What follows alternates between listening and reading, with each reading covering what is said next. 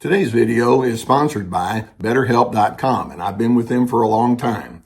BetterHelp is an online platform where we found that you can effectively communicate with your therapist. Now, you begin by filling out a questionnaire, and then you'll be matched with a therapist within a couple of days. And if that match isn't ideal for you, you can certainly make an adjustment there. Now, you're going to be encouraged to journal, and also they have the availability for group therapy on a wide array of topics, and I really like that. So as the need exists, go ahead and take the necessary steps to get the help that you need. And just know that BetterHelp has a 4.5 rating on Trustpilot, so it indeed is a platform you can trust. There's a link below the video that will take you there.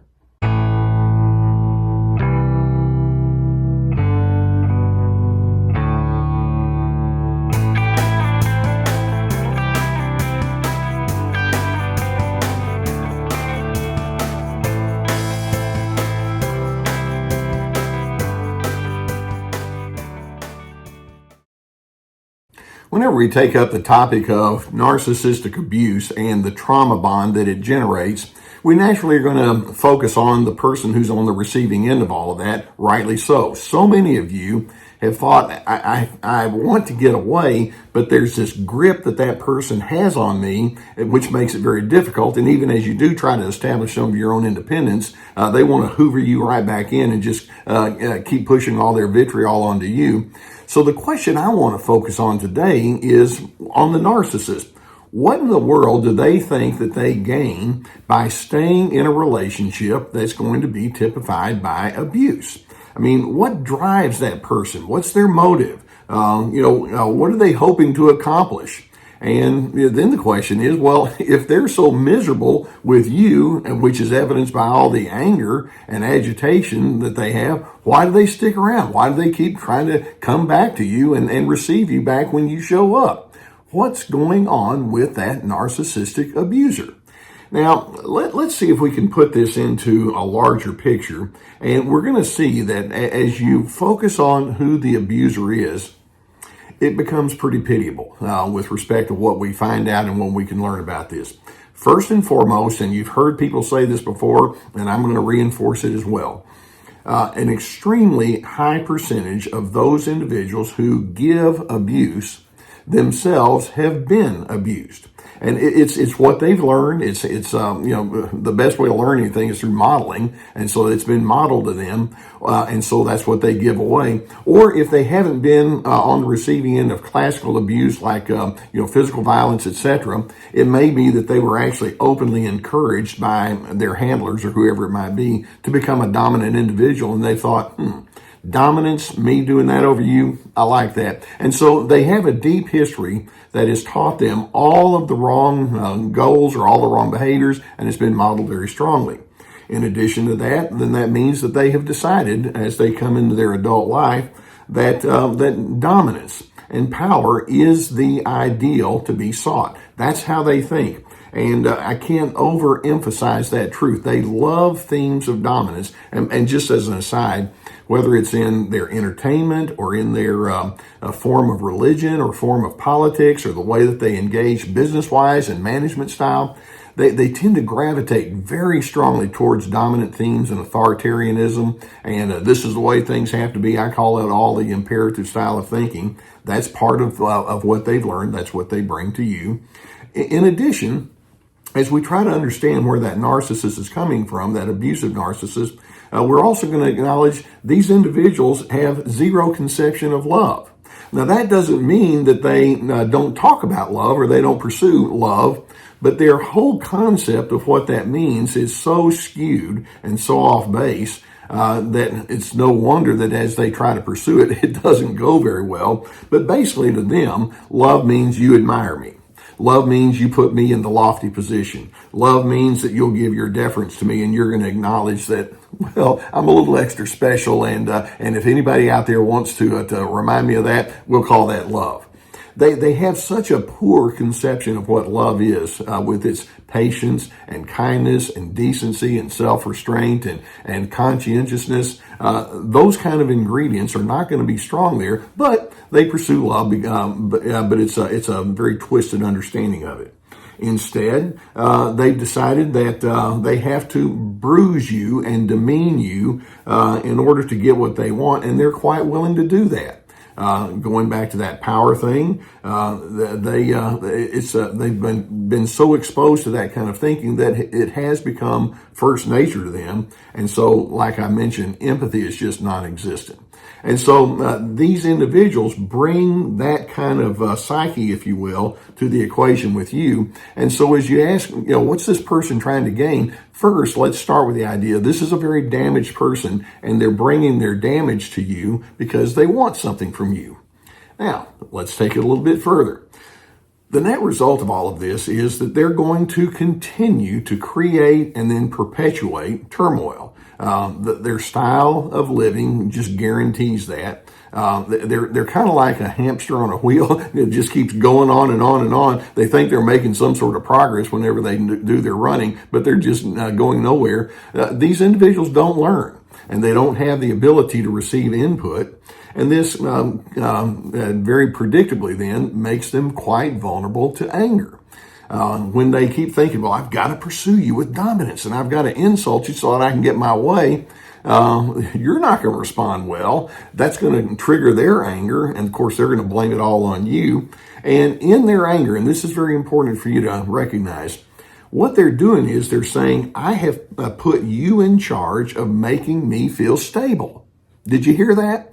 I'm putting you in charge of making me feel stable. Why can't you do the right thing so that I can walk away feeling pretty good right now? And they have an inner neediness, they have an inner emptiness that they absolutely don't see. All they see is you're a screw up, and that's as far as they can go. So you can see then that with all of this emptiness on the inside of them, they have very poor coping skills. It's what I refer to as trained incompetence. They've been trained not to be competent in their emotional well-being, and to them, the only thing that's going to work is to pressure you to comply to them. That's how they have emotional stability. So you can see that these are individuals that when you try to talk with them about making any adjustments, they can't and they won't. So we go back to that original question. Why does the narcissistic abuser stick around if there's all this tension and turmoil that they bring, that they perpetuate, and they throw onto you? And basically it's going to come down to this. The narcissist is in profound pain. Now, all they know to do is to take their pain and place it onto you. But basically, they're saying, I'm so emotionally fragile.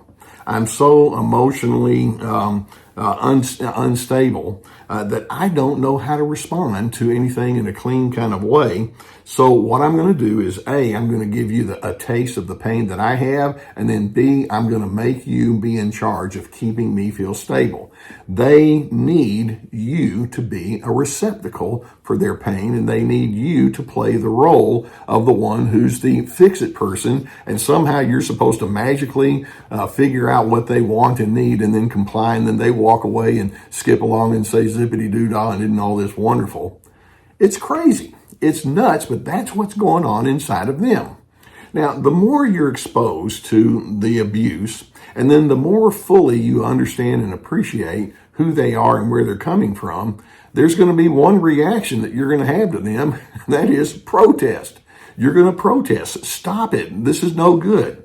And my response there is good for you. You don't deserve the vitriol that they pour into you, and I hope you hear that as loud as I can possibly say it, as clearly as I can possibly say. You don't deserve to be treated with all the vitriol that they're trying to pour out on you, and you're not supposed to. You don't need to play the assigned role that they gave you. That's just not your job. So, as you protest, you've got basically three options that you can come to terms with. A, you can respond in kind. And that means that if they get angry, you just shove it right back at them. If they have hate, you have hate in reverse. If they are going to be dysregulated and rebellious, you can do the same thing. I don't think it takes a genius to say that's not going to be a Dr. C thing that I'm really impressed with. Let's go with something else, okay? B, you can collapse. And by that, I mean you can defer to them, you can acquiesce. You can go into appeasement mode. You can suppress all sorts of valid emotion because, like, no, I don't want to do that.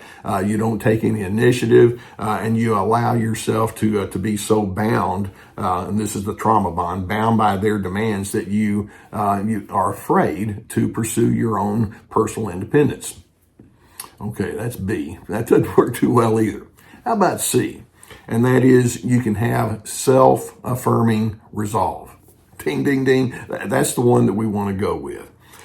I'm hoping that as you observe the narcissist and you see what drives them and why they're coming toward you, and they have a role for you and they have all this pain they're trying to run from, I'm hoping you can think, there's nothing natural about any of this, and none of it appeals to me. Therefore, I'm going to go back to my understanding. These people lack love, they lack empathy, they have a lack of clean anger, and I'm going to focus on the opposites of all of that. This is the resolve that I'm talking about.